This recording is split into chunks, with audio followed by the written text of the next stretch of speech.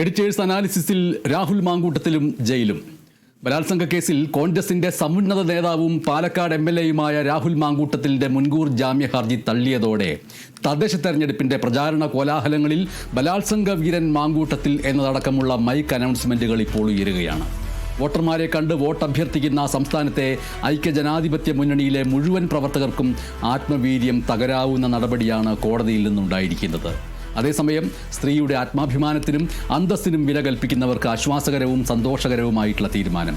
December 4 എന്ന് പറയുന്ന തീയതി അങ്ങനെ രാഹുൽ മാങ്കൂട്ടത്തിലിനെ സംബന്ധിച്ചിട്ട് ഒരു വർഷം മുമ്പ് ആഹ്ലാദത്തിൻ്റെ വലിയ ഒരു ഫീനിക്സ് പക്ഷിയെപ്പോലെ ആകാശങ്ങളിലേക്ക്, നിയമസഭയുടെ ആകാശങ്ങളിലേക്ക് മാത്രമല്ല ജനഹൃദയങ്ങളുടെ ആകാശങ്ങളിലേക്ക്, ഭാവിയിലെ മുഖ്യമന്ത്രി പദം എന്നുള്ള പ്രതീക്ഷയിലേക്കൊക്കെ ചിറകടിച്ചുയർന്ന രീതിയിലേക്ക് പറന്നുയർന്നപ്പോൾ ഇപ്പോഴത്തെ 2025 ഡിസംബർ 4 എന്ന് പറയുന്നത് നേരെ വിപരീതത്തിലേക്ക് തലകീഴായി ഇനി ഒരു ഫീനിക്സ് പക്ഷിയായിട്ട് മാറാൻ കഴിയാത്ത രീതിയിൽ ചാരും പോലും കുഴിച്ചു മൂടപ്പെടുന്ന രീതിയിലേക്ക് കാര്യങ്ങൾ മാറിയിരിക്കുന്നു എന്ന് പറയേണ്ടി വരുന്നു. ഒപ്പം പാലക്കാട്ടെ ജനതയെ സംബന്ധിച്ചിട്ട് അവരുടെ MLA ബലാത്സംഗ കേസിൽ ജയിൽ മുറികളും കോടതി മുറികളും കയറിയിറങ്ങാൻ പോകുന്നത് അവരുടെ തന്നെ ചെയ്തു പോയ വോട്ടിൻ്റെ കളങ്കമായി വ്യാഖ്യാനിക്കപ്പെട്ടേക്കാം. ഇങ്ങനെയൊരു ദുഷ്ടനാണല്ലോ ഞങ്ങൾ വോട്ട് ചെയ്തത് എന്നോർത്ത് സ്വന്തം വോട്ടിൻ്റെ മഷിപ്പാടുള്ള നഖത്തിലേക്ക് നോക്കി അവർ വിഷണരായി എന്നും വന്നേക്കാം. UDFനെയും അവരുടെ സ്ഥാനാർത്ഥികളെയും സംബന്ധിച്ച് വോട്ടർമാരിൽ നിന്നുള്ള ചോദ്യങ്ങൾ അവരെ ഉലച്ചേക്കാം. ഇനിയുള്ള ഓരോ നിമിഷവും പ്രചാരണത്തിന് വേണ്ടി പോകാൻ ഇറങ്ങുന്ന സ്ഥാനാർത്ഥികളുടെ കൂടെ പോകുന്നവരും പ്രചാരണത്തിന് വേണ്ടി കവലകൾ തോറും പ്രസംഗിക്കാനിരിക്കുന്നവരും അവിടെ കൂടിയിരിക്കുന്നവരിൽ നിന്ന്, ജനങ്ങളിൽ നിന്ന്, വോട്ട് ചെയ്യാൻ പോകുന്നവരിൽ നിന്ന് വരാൻ സാധ്യതയുള്ള ചോദ്യങ്ങൾ പ്രതീക്ഷിക്കുന്നുണ്ടാവും രാഹുൽ മാങ്കൂട്ടത്തിലിനെ കുറിച്ചും. ഇങ്ങനെയുള്ളവർ ഇനിയും ഈ പാർട്ടിയിലുണ്ടോ എന്ന് അവർ ചോദിച്ചേക്കാം. പ്രത്യേകിച്ചും കോടതിയുടെ വിധി വരും വരെ കാത്തിരിക്കേണ്ടതുണ്ടായിരുന്നുവോ മാങ്കൂട്ടത്തിലിനെ പാർട്ടിയിൽ നിന്ന് സമ്പൂർണ്ണമായും പുറത്താക്കാൻ എന്ന ചോദ്യവും ഉയരും. അതാണ് ഏറ്റവും പ്രധാനപ്പെട്ട ചോദ്യം. എന്തായാലും കേരള രാഷ്ട്രീയത്തെയും പൊതുസമൂഹത്തെയും ഒരുപോലെ ഞെട്ടിച്ച ബലാത്സംഗ കേസിൽ നിയമസഭാംഗമായ രാഹുൽ മാങ്കൂട്ടത്തിൽ MLA സമർപ്പിച്ച മുൻകൂർ ജാമ്യാപേക്ഷ കോടതി തള്ളിയതോടെ ഇനിയുള്ള ഓരോ വാർത്താ മണിക്കൂറും തദ്ദേശ തെരഞ്ഞെടുപ്പിൽ കോൺഗ്രസിനെ സംബന്ധിച്ച് ശിരസുയർത്തിപ്പിടിച്ച് വോട്ട് തേടാവുന്ന ഒരവസ്ഥയെ ഇല്ലാതാക്കിയേക്കും.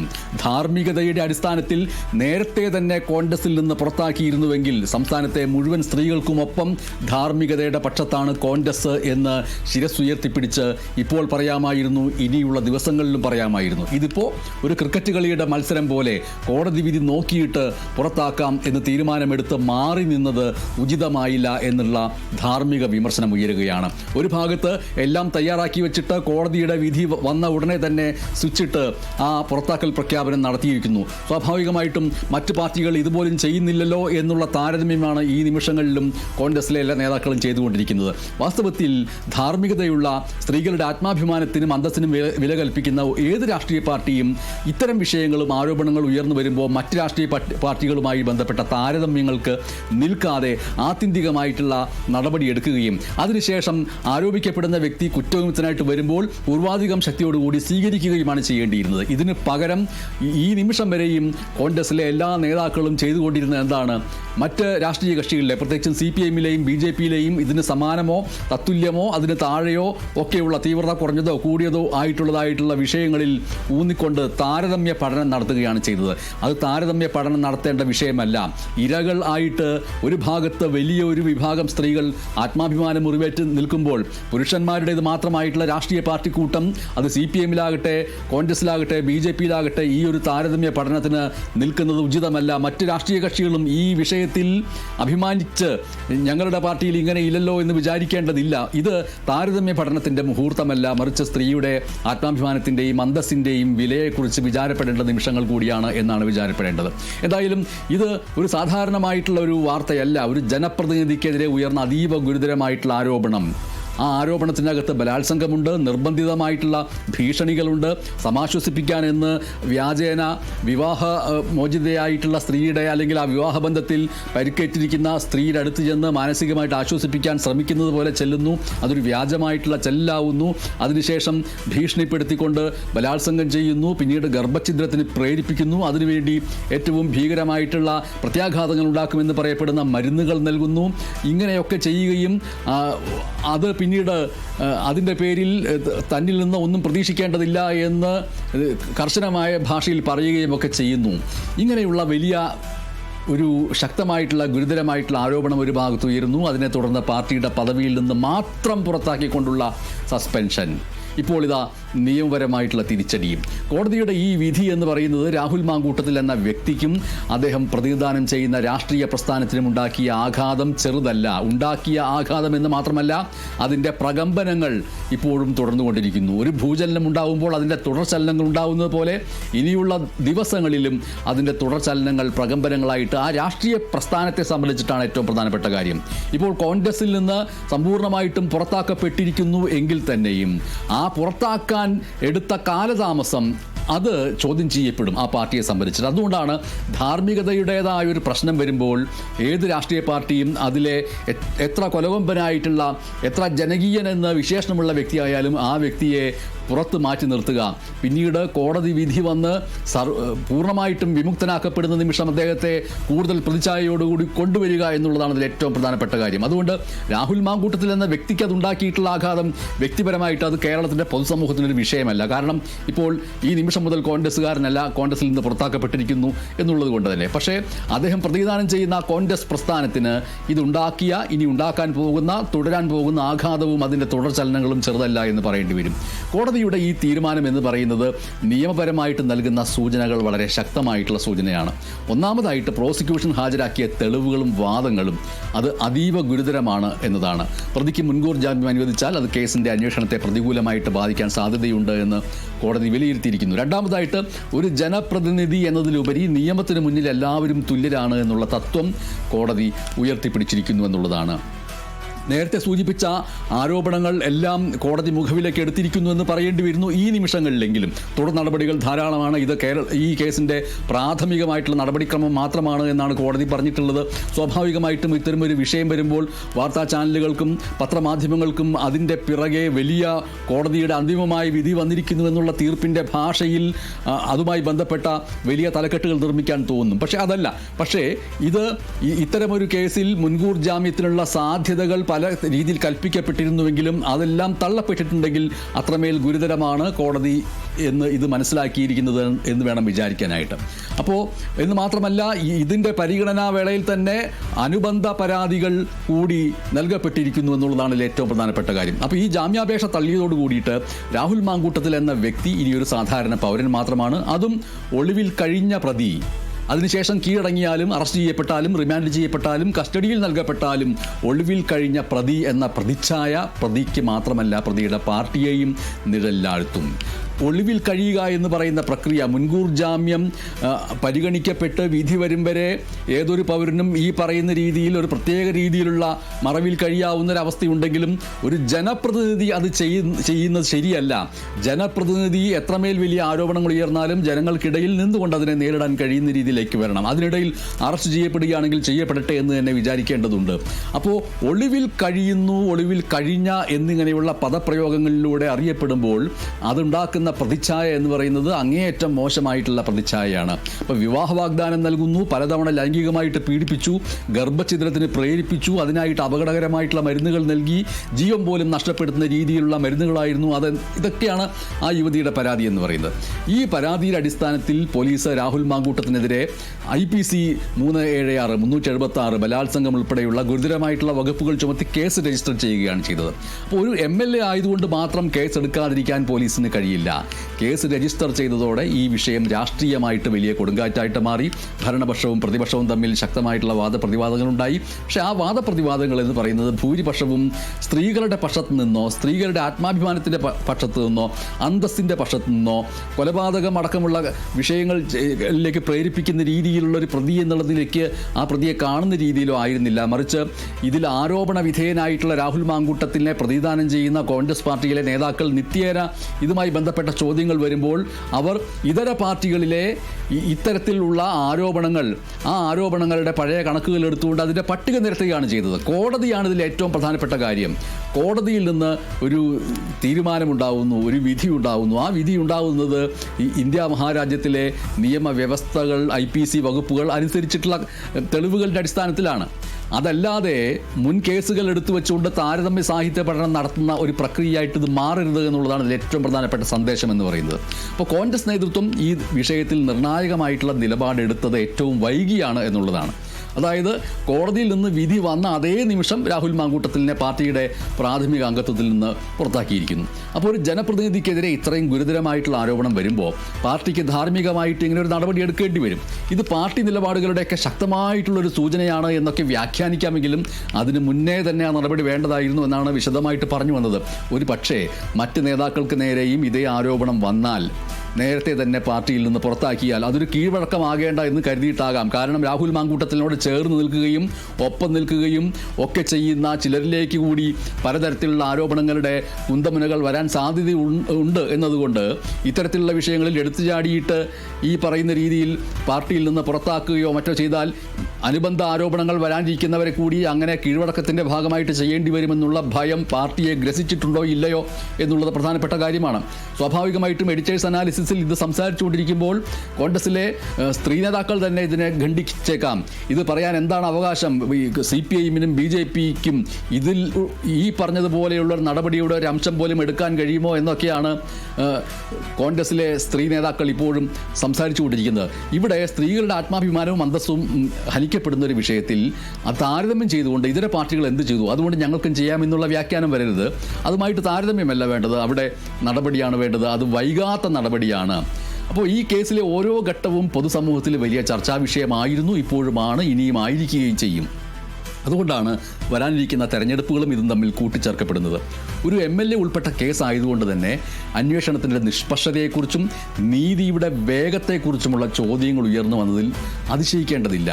ഇപ്പോൾ മുൻകൂർ ജാമ്യാപേക്ഷ തള്ളിയെങ്കിലും രാഹുൽ മാങ്കൂട്ടത്തിന് ചെയ്യാൻ കഴിയുന്ന നിയമപരമായിട്ടുള്ള സാധ്യതകൾ നിരവധിയാണ്. അതിൽ ഒരു വഴി എന്ന് പറയുന്നത് ഹൈക്കോടതിയെ സമീപിക്കുമെന്നാണ് സൂചിപ്പിക്കപ്പെട്ടിരിക്കുന്നത്. സുപ്രീം കോടതിയെയും സമീപിക്കാൻ കഴിയും. ഇപ്പോൾ സുപ്രീം കോടതിയിൽ ഇപ്പോൾ ഒരു സ്പെഷ്യൽ ലീവ് പെറ്റീഷൻ SLP ഒരു പ്രത്യേക അനുമതി ഹർജി സമർപ്പിക്കാൻ കഴിയും. പക്ഷേ സുപ്രീം കോടതിയിൽ നിന്ന് അനുകൂലമായിട്ടുള്ള വിധി നേടുക എന്ന് പറയുന്നത് അത്ര എളുപ്പമുള്ള കാര്യമല്ല ഇത്തരത്തിൽ ഉള്ള സങ്കീർണമായിട്ടുള്ള വിഷയങ്ങളിലൂടെ പോയിട്ടുള്ള ഒരു കേസിനെ സംബന്ധിച്ചിട്ട്. അപ്പോൾ പോലീസ് അറസ്റ്റ് ചെയ്ത് കോടതിയിൽ ഹാജരാക്കിയ ശേഷം കോടതിയുടെ മുൻപാകെ സാധാരണ ജാമ്യത്തിനായിട്ട് അപേക്ഷ നൽകാം. പക്ഷേ ബലാത്സംഗം പോലെയുള്ള ഗുരുതരമായിട്ടുള്ള കേസിൽ അറസ്റ്റ് ചെയ്ത ഉടൻ ജാമ്യം ലഭിക്കാനുള്ള സാധ്യത വളരെ കുറവാണ്. MLA എന്നുള്ള നിലയിലുള്ള ഭാവിയും നിയമപരമായിട്ടുള്ള വെല്ലുവിളികളും എന്നൊക്കെ നമ്മൾക്ക് അതിനെക്കുറിച്ച് വിചാരപ്പെടാമെങ്കിലും അങ്ങനെയുള്ള വലിയ വിചാരപ്പെടലുകളിലേക്ക് പോകേണ്ടതില്ല. അപ്പോൾ അറസ്റ്റ് ചെയ്താൽ പോലും ഉടൻ തന്നെ MLA സ്ഥാനത്ത് നിന്ന് രാഹുൽ മാങ്കൂട്ടത്തിൽ അയോഗ്യനാക്കപ്പെടില്ല, സ്വാഭാവികമായിട്ട് അയോഗ്യനാക്കപ്പെടില്ല. ഒരു ജനപ്രതിനിധിക്ക് കുറഞ്ഞത് 2 വർഷമെങ്കിലും തടവ് ശിക്ഷ ലഭിച്ചാൽ മാത്രമേ ആ രീതിയിലുള്ളൊരു അയോഗ്യത വരികയുള്ളൂ. പക്ഷേ ഇനി വരാനിരിക്കുന്ന നിയമസഭാ സമ്മേളനങ്ങളിൽ പങ്കെടുക്കാൻ കഴിയില്ല. പ്രതിച്ഛായക്കേറ്റ ഈ കളങ്കം രാഷ്ട്രീയ ജീവിതത്തിൽ കനത്ത തിരിച്ചടിയാകും. ഈ കേസ് നമ്മുടെ പൊതുസമൂഹത്തിലുണ്ടാക്കിയ ചലനങ്ങൾ ആ രീതിയിൽ വലുതാണ്. രാഹുൽ മാങ്കൂട്ടത്തിൽ MLA സ്ഥാനം സ്വയം രാജിവെച്ചുകൊണ്ട് ഒരു തീരുമാനമെടുത്താൽ പോലും ആ തീരുമാനത്തിന് പോലും നികത്താൻ കഴിയാത്ത രീതിയിലുള്ള ഗുരുതരമായിട്ടുള്ള കുറ്റാരോപണമാണ് രാഹുൽ മാങ്കൂട്ടത്തിൽ നേരെ ഉയർത്തപ്പെട്ടിരിക്കുന്നത്. ആ കുറ്റാരോപണത്തെ നേരിട്ട രീതിയും ആരാണ് ഇതൊക്കെ കെയർ ചെയ്യുന്നത് എന്നുള്ള പരിഹാസത്തോടു കൂടിയുള്ള ചോദ്യവും ഈ കേസിൻ്റെ എല്ലാ നാൾ വഴികളിലും വലിയ ഒരു പരിഹാസ ചോദ്യമായിട്ട് ഉയർന്നു നിൽക്കുകയും ചെയ്യും. ഇവിടെയാണ് ജനപ്രതിനിധികളുടെ ധാർമ്മികത എന്നുള്ള വലിയ വിഷയം നമ്മുടെ മുന്നിലേക്ക് വരുന്നത്. ജനങ്ങളെ പ്രതിനിധീകരിക്കുന്നവർക്ക് എത്രത്തോളം ധാർമ്മികമായിട്ടുള്ള ഉത്തരവാദിത്തമുണ്ട് എന്നുള്ള ചോദ്യം ഇവിടെ ശക്തമാവുകയാണ്. സത്യം എന്നതിനേക്കാൾ വലുതാണോ സംരക്ഷണം എന്ന ചോദ്യത്തിന് എല്ലാ പാർട്ടികളും മറുപടി പറയേണ്ടി വരും. അതാണ് ഏറ്റവും പ്രധാനപ്പെട്ട കാര്യം. സത്യത്തിന് വേണ്ടി നിൽക്കണോ അതോ പാർട്ടിയുടെ അംഗങ്ങളെയും നേതാക്കളെയും സംരക്ഷിച്ച് നിൽക്കണോ എന്നുള്ള ചോദ്യത്തിന് ഈ ഒരു വിഷയത്തിലൂടെ മറുപടി പറയേണ്ടി വരും. കോൺഗ്രസിൽ നിന്ന് പ്രാഥമിക അംഗത്വത്തിൽ നിന്ന് പുറത്താക്കപ്പെട്ടുവെങ്കിൽ പോലും രാഹുൽ മാങ്കൂട്ടത്തിൽ MLA ഇപ്പോഴും വിചാരിക്കുന്നത് തനിക്ക് ഇപ്പോഴും വലിയ രീതിയിലുള്ള ജനപിന്തുണ ഉണ്ട് എന്ന് തന്നെയായിരിക്കും. ആ ജനപിന്തുണ ഉണ്ട് എന്ന് തോന്നിപ്പിക്കുന്ന രീതിയിലാണ് ആരോപണം ഉയർന്ന ശേഷവും യൂത്ത് കോൺഗ്രസിൻ്റെ പ്രസിഡന്റ് സ്ഥാനത്ത് നിന്ന് സസ്പെൻഡ് ചെയ്യപ്പെട്ട ശേഷവും അദ്ദേഹത്തിന് ലഭിച്ച വലിയ രീതിയിലുള്ള നേതാക്കളിൽ നിന്ന് തന്നെയുള്ള പിന്തുണകൾ, ഒപ്പം തന്നെ പാലക്കാട്ടെ MLA ഓഫീസിലേക്ക് എത്തിയപ്പോൾ അവിടെ എത്തിയ ജനക്കൂട്ടങ്ങൾ എന്ന് പറയില്ല, ചെറിയ ചെറിയ കൂട്ടങ്ങൾ. അപ്പോൾ അതൊക്കെ ഒരു ഭാഗത്തുണ്ട്. ഒപ്പം വലിയ പോർക്കളമായിട്ടുള്ള സാമൂഹ്യ മാധ്യമങ്ങളിൽ അദ്ദേഹത്തെ പിന്തുണച്ചുകൊണ്ട് വന്നിട്ടുള്ള വലിയ കുറിപ്പുകൾ, സോഷ്യൽ മീഡിയ ഫീഡുകളിൽ ഈ യുവതിയുമായി ബന്ധപ്പെട്ട പരാതികളുമായി ബന്ധപ്പെട്ട വിഷയങ്ങൾ ഉയർത്തിയവർക്ക് നേരെ രാഹുൽ മാങ്കൂട്ടത്തിൻ്റെ അനുഭാവികളായിട്ടുള്ള മറ്റുള്ളവർ സാമൂഹ്യ മാധ്യമങ്ങളിൽ നടത്തിയ ആക്രമണങ്ങൾ എന്നിവയെല്ലാം നോക്കുമ്പോൾ ഇപ്പോഴും ഒരു പക്ഷേ പുരുഷാധിപത്യ മനോഭാവമുള്ള ആണത്ത അഹന്തയുടെ മനോഭാവമുള്ള രാഷ്ട്രീയ സ്വരൂപങ്ങൾ ഇപ്പോഴും രാഹുൽ മാങ്കൂട്ടത്തിൻ്റെ പിറകിലുണ്ട് എന്നുള്ളത് ഭീതിതമായിട്ടുള്ളൊരു കാര്യമായിട്ട് വരുന്നു. ഒരു പക്ഷേ ഇനിയുള്ള കുറച്ച് ദിവസങ്ങൾ അവർ അടങ്ങി ഒതുങ്ങി നിന്നേക്കാമെങ്കിലും ഈ കേസിൻ്റെ മുന്നോട്ടുള്ള നാൾ വഴികളിൽ ഏതെങ്കിലും തരത്തിൽ രാഹുൽ മാങ്കൂട്ടത്തിൽ അനുകൂലമായിട്ടുള്ള രീതിയിലേക്ക് കാര്യങ്ങൾ ഹൈക്കോടതിയിൽ നിന്നോ മറ്റോ ഒക്കെ വരികയാണെങ്കിൽ, അല്ലെങ്കിൽ ഇതിൻ്റെ നടപടിക്രമങ്ങളിൽ വരികയാണെങ്കിൽ തന്നെയും അവിടെയൊക്കെ ആ നിമിഷങ്ങളിൽ അവർ ശക്തമായിട്ട് തിരിച്ചടിക്കാനും സാധ്യതയുണ്ട്. ഇതാണ് ഒരു ഭാഗത്തുള്ളത്. മറുഭാഗത്ത് ഉള്ളത് എന്താണ് എന്ന് വെച്ചാൽ ഇതുമായി ബന്ധപ്പെട്ട ധാർമ്മികതകളുടെ ആരോപണമാണ്. തീവ്രത കൂടിയതും തീവ്രത കുറഞ്ഞതുമായിട്ടുള്ള ബലാത്സംഗങ്ങളെക്കുറിച്ചുള്ള ചില ആകുലതകൾ CPIM-ൽ നിന്ന് ഒക്കെ അവിടെ നിന്നുള്ള വനിതാ നേതാക്കളിൽ നിന്ന് തന്നെ വരികയുണ്ടായി. ഇനിയെങ്കിലും അത്തരത്തിലുള്ള തീവ്രതാ താരതമ്യം അവസാനിപ്പിക്കേണ്ടിയിരിക്കുന്നു. ഇതര പാർട്ടികളിലെ ഇത്തരം വിഷയങ്ങളെക്കുറിച്ച് അന്വേഷിച്ച് പോകുന്നതിന് പകരം സ്വന്തം പാർട്ടിയിൽ നിന്ന് ആരോപണം ഉയരുമ്പോൾ അവിടെ സ്ത്രീകൾക്കൊപ്പം നിൽക്കുക, ഇരകൾക്കൊപ്പം നിൽക്കുക എന്നുള്ളതാണ്. മറ്റൊരു കാര്യമെന്ന് പറയുന്നത് രാഹുൽ മാങ്കൂട്ടത്തിൻ്റെ ഈ ജാമ്യ ഹർജി തള്ളിയതോടുകൂടി വലിയ രീതിയിൽ മറ്റ് ഇരകൾക്കും മുന്നോട്ട് വരാനുള്ള പ്രചോദനം ഉണ്ടായേക്കും എന്നുള്ളതാണ് ഇതിൽ ഏറ്റവും പ്രധാനപ്പെട്ട കാര്യം. ഈ നിമിഷം വരെയും രാഹുൽ മാങ്കൂട്ടത്തിൽ എന്ന് പറയുന്ന MLA ഇത്ര വലിയ ഗുരുതരമായിട്ടുള്ള ആരോപണങ്ങൾ ഉയർന്നിട്ടും ചിരിയോടുകൂടി ഹൂ കെയേഴ്സ് എന്ന് പറഞ്ഞ് നിൽക്കുന്നുണ്ടെങ്കിൽ ഞങ്ങളുടെ ഗതി എന്താവും, അതുകൊണ്ട് ഞങ്ങൾക്കുണ്ടായിട്ടുള്ള ഇത്തരത്തിലുള്ള അനുഭവങ്ങൾ പറയാനോ നിയമപരമായിട്ട് മുന്നോട്ട് പോകാനോ പേടിയാണോ എന്ന് വിചാരിച്ചിരിക്കുന്നവരെ സംബന്ധിച്ചിട്ട് ഇപ്പോഴത്തെ കോടതിയിൽ നിന്നുള്ള ഈ വിധി അവർക്ക് കൂടി രംഗപ്രവേശനം ചെയ്യാനുള്ളൊരു സാധ്യത നൽകുന്നു എന്നുള്ളതാണ്. ഒപ്പം രാഷ്ട്രീയത്തിലും സിനിമയിലെ പോലെ തന്നെ ഹേമ കമ്മീഷൻ സിനിമയിലെ ലൈംഗിക പീഡന പ്രശ്നങ്ങൾ അടക്കമുള്ള വിഷയങ്ങൾ അന്വേഷിക്കുന്നതിന് വേണ്ടി ഹേമ കമ്മീഷൻ വെച്ചതുപോലെ തന്നെ രാഷ്ട്രീയത്തിലും അത് വെക്കേണ്ടി വരുന്നു എന്ന് തോന്നിപ്പിക്കുന്ന രീതിയിലാണ് രാഹുൽ മാങ്കൂട്ടത്തിന് നേരെ ഉണ്ടായിട്ടുള്ള ആരോപണങ്ങളുടെ കണക്കുകൾ ഇനി വരാനിരിക്കുന്നവയും സൂചിപ്പിക്കുന്നത്. അപ്പോൾ ഇത് ഒരു വ്യക്തിയിൽ മാത്രം കേന്ദ്രീകരിച്ച് നിൽക്കുന്നതാണോ? അതിൻ്റെ തീവ്രത അന്വേഷിക്കേണ്ടത് ഈ പറയുന്ന അതിനു വേണ്ടിയെങ്കിലും ഒരു കമ്മീഷൻ വേണ്ടതില്ലേ എന്നുള്ള ചിന്തയും ഒരു പക്ഷേ ഇതോടൊപ്പം തന്നെ ഉയർന്നു വരുന്നുണ്ട്. ഇനി രാഹുൽ മാങ്കൂട്ടത്തിനെ ന്യായീകരിച്ചവരുടെ ഗതി കൂടി നമ്മൾ നോക്കേണ്ടതുണ്ട്. അവരുടെ ഗതി എന്തായിരിക്കണമെന്നുള്ള ചോദ്യം കൂടി വരുന്നുണ്ട്. രാഹുൽ മാങ്കൂട്ടത്തിനെ വലിയ രീതിയിൽ ന്യായീകരിച്ച് കോൺഗ്രസിനകത്ത് നിന്ന് സംസാരിച്ചവർ ഒരു ഭാഗത്ത്, എതിർത്ത് നിന്നവർ വേറൊരു ഭാഗത്ത് എന്നുള്ള രീതിയിൽ കോൺഗ്രസിൻ്റെ രാഷ്ട്രീയ ചരിത്രത്തിലെ ഗ്രൂപ്പിസത്തിൽ നിന്ന് വ്യത്യസ്തമായിട്ട് ഈ വിഷയത്തിൽ മാറി മാറി നിന്നവരെ കൂടി നോക്കണം. ഇതിൽ രാഹുൽ മാങ്കൂട്ടത്തിനെ ഒരു തരത്തിലുള്ള തെളിവുകളും മറ്റും വിലയിരുത്താതെ രാഹുൽ മാങ്കൂട്ടത്തിനെ ന്യായീകരിച്ചവർക്ക് അവർക്ക് കൂടി ഒരു ശിക്ഷ വാസ്തവത്തിൽ വേണ്ടതല്ലേ? കോൺഗ്രസിനകത്ത് നിന്ന് അവർക്ക് കോൺഗ്രസിലെ പ്രധാനപ്പെട്ട പദവികളിലേക്ക് വരാൻ കഴിയാത്ത രീതിയിലുള്ളൊരു നിലപാടെടുക്കാൻ കോൺഗ്രസിന് കഴിയുമോ എന്നുള്ളത് പ്രധാനപ്പെട്ട ചോദ്യമാണ്. എന്തായാലും അന്വേഷണം പ്രാഥമിക ഘട്ടത്തിലാണെന്ന് കോടതി പറഞ്ഞ സ്ഥിതിക്ക് കടമ്പകൾ ഇനിയും പലതും കടക്കാനുണ്ട്. വാർത്താ ചാനലുകൾ അമിതമായിട്ടുള്ള പ്രാധാന്യം നൽകും. ഒരു അന്തിമ വിധി വന്നതുപോലെയാണ് പലരും അതിനെ സമീപിക്കുന്നത്. പക്ഷേ പ്രധാനപ്പെട്ട കാര്യം വാർത്താ ചാനലുകൾ ഇങ്ങനെ നൽകുന്നതിൻ്റെ പിറകിൽ ചില കാര്യങ്ങളുണ്ട് എന്നുള്ളതാണ്.